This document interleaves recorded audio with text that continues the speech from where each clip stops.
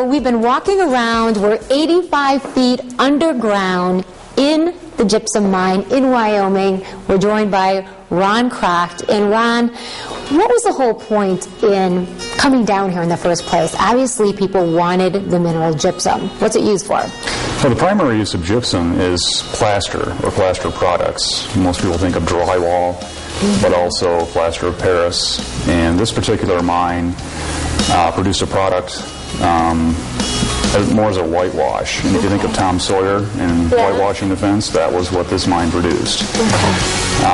But the use of gypsum goes back, from what I've been told at least, to the Egyptian era, where they figured out how to combine gypsum into a plaster and use it to cover the walls and then paint their hieroglyphics on the walls over the gypsum.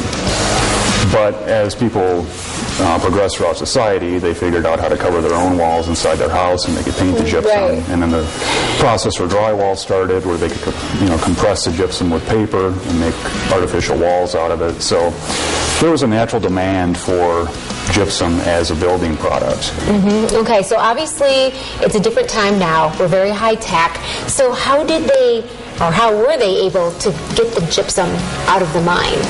Well, this particular mine was in operation from 1907 to 1943, and the reason they ceased operation here in 1943 is that they never mechanized and were forced into bankruptcy.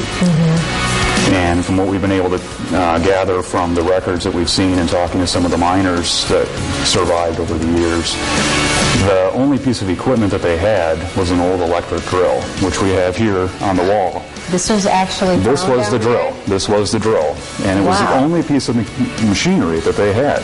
Everything else was done by hand. Oh, my. They would blast the rock with dynamite, of course, but then break the rock up by hand, load it by hand onto mine cars, and then pull the mine cars with horses. And then load it onto the elevator and take it above ground for processing. Things are very different now. They're lit. You've got lights in here, and you've got it basically where we can walk. It's comfortable. Right. We've turned this into a warehouse underground. We obviously have the lights and the concrete for our own uses, but we have refrigeration units down here where we can control the temperature between 28 and 50 degrees. And we also have heated areas that we use for record storage or general dry storage. But a lot of it is basically food storage, because it's really conducive to be able to store food in a safe place down here. Right. Safe and consistent temperature. And we can control the humidity as well as the temperature. So it is very conducive. It's a reusable resource, if you will, taking a formerly depleted resource in the mine and converting it into a new use of warehousing. Wow, this has been really neat, being able to see the inside of the gypsum mine that a lot of people know about that live in West Michigan, but obviously don't have access to. That's correct. So thanks a lot, Ron. We appreciate it. Seeing a part of West Michigan history 85 feet below ground. Pretty cool. Quite an experience. How much fun? It was a lot of fun. I'd been curious about it. I'd never gone on a school tour, and many people that I talked to said, yeah, when I was younger, my class went.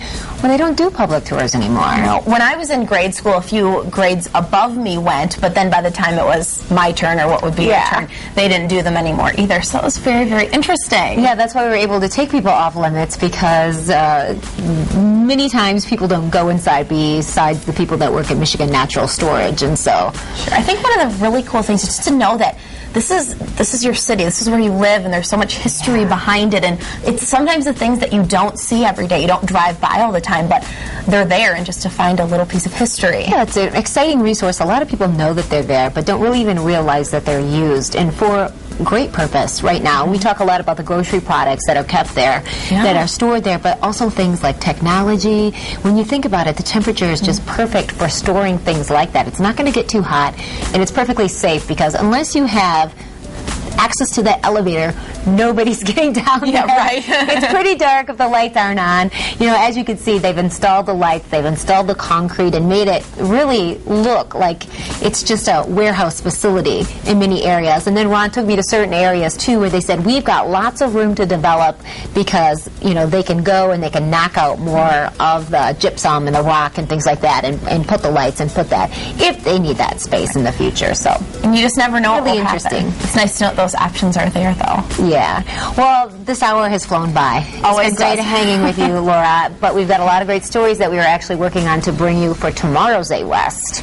Yes, you or someone you know may have become engaged over the holidays, and we've got a great bridal connection for you. Becker's Bridal has 2,500 beautiful wedding gowns to choose from, one of the biggest selections in the Midwest.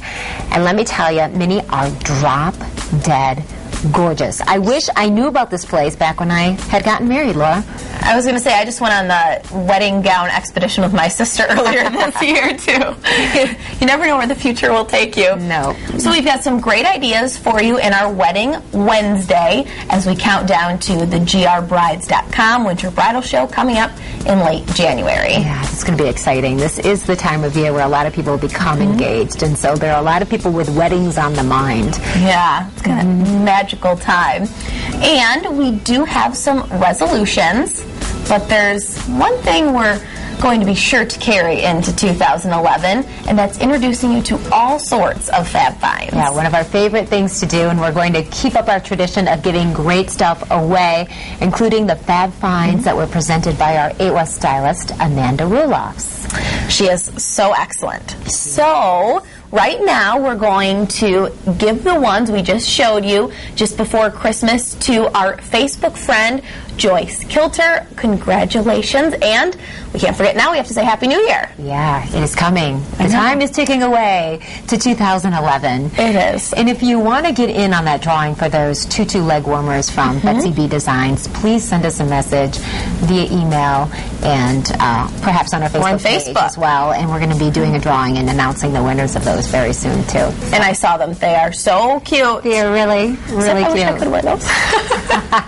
Well, you could, but very interesting. All right, so it's been a great Tuesday. Hump Day is coming up tomorrow. You're going to be back again for Terry. It is. I'm back again, and I'm thinking about maybe some resolutions. All We're just getting right. close. I'd love to hear them. Yeah, we'll see. Yeah. Be West, everyone. We'll see you back here tomorrow. Bye.